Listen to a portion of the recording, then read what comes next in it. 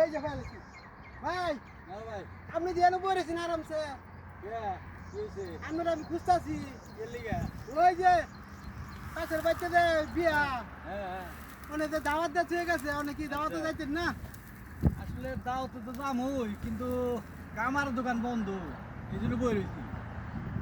আমি কামারের দোকান বন্ধ মানে আমি কইছি আপনার দাওয়াতের কথা, আপনি কোন কামারের দোকান বন্ধ? এটা তো সমস্যাটা কি এটা তো আমি বুঝতে পারছি। আরে ভাই, কামারের দোকানে একটা দাও বানিয়ে দিছি।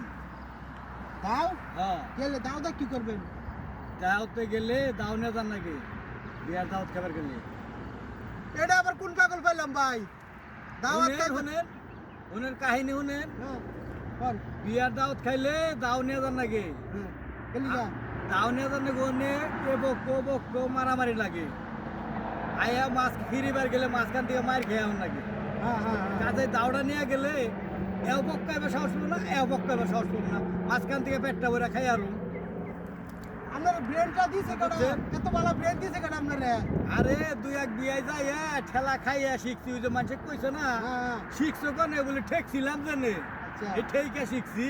আচ্ছা এখন ওই যে বস্তায় বস্তায় এই দেয় সেই দেয় আংটি হার এইগুলো গিফট না দিয়ে সাথে করে একটা দাও নিয়ে দেবেন, সবাই খুশি, আমনেও খুশি, পেটটাও খুশি। আচ্ছা ঠিক আছে, তাহলে আপনি দাও বানাই আর পরে আপনি খাইয়েন, দাওয়াত খাবে যাইন, ঠিক আছে?